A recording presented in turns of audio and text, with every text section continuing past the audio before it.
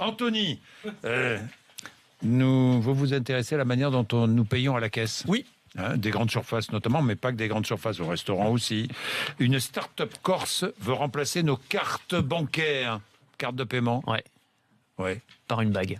Une bague? Oui, une bague de paiement, comme on a des cartes de paiement aujourd'hui. Alors je vous ai apporté, c'est le premier prototype. Faut évidemment pas juger l'esthétique parce que c'est pas très joli, c'est juste un anneau de plastique imprimé en 3D. À terme, il faudra. Pour voir. Ouais, je vais la mettre. En plus, moi j'ai des petits doigts, alors ça fonctionne pas. Mais en gros, ça ressemblera à une bague tout à fait traditionnelle à terme. Ce qui est intéressant, c'est la technologie qui est à l'intérieur, qui va permettre de payer sans contact, comme on le fait aujourd'hui avec les cartes sans contact. Donc on approche sa main du terminal de paiement quand on est à la caisse du supermarché, par exemple. On ferme le poing, ça valide la transaction.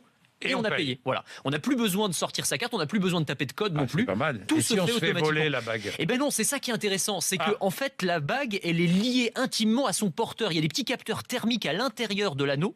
Et donc, si on me l'enlève, si on me l'arrache, si moi je l'enlève, ou même si on me coupe le doigt, partons dans les extrêmes, eh bien la bague va le comprendre en une demi-seconde et se désactiver. Et oui, mais alors, parfois, vous prêtez votre carte de paiement à un ami, une amie. Alors là, ce sera un peu plus compliqué. Votre femme vous prête la sienne. C'est ça, vous avez raison. Que se passe-t-il là? Là, on peut pas. Effectivement, faudra avoir en plus. Le doigt aussi. Oui, on peut prêter son doigt. Non, parce que la bague, elle est vraiment. C'est le principe, c'est qu'elle est vraiment. Elle vous est liée à vous et à vous seul. Donc on ne peut pas prêter sa bague. Dans la plupart des usages, on se sert de notre carte bleue. Voilà, ça reste un objet qui est plutôt personnel. On se prête. On peut avoir une carte commune, mais dans ce cas-là, il y aura deux bagues. On se prête. Non, mais après, vous pouvez avoir la bague. Ça arrive, Mathieu, non? Et puis vous pouvez avoir la carte que vous prêtez. Vous pouvez avoir la carte que vous prêtez et puis la bague que vous utilisez vous personnellement. Mais voilà, c'est quand même une techno, donc start-up basée à Ajaccio. À Ajaccio. Oui, c'est la première fois que je parle d'une start-up corse, donc c'est génial.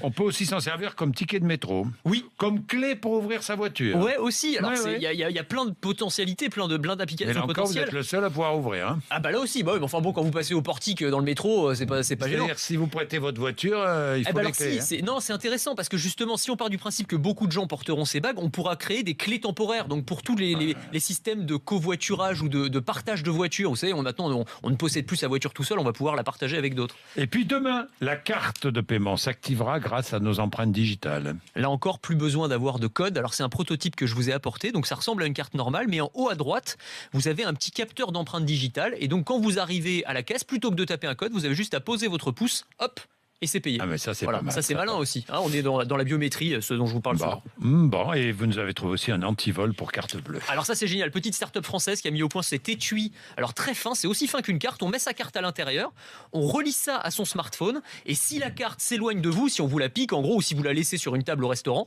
eh bien vous allez recevoir une alerte directement sur votre téléphone. Ça va sonner. Ça c'est bien. Ça c'est pas mal. Ça vous la géolocalise et vous pouvez la désactiver à distance, la carte. Voilà. Bravo. Très bien. Merci Anthony.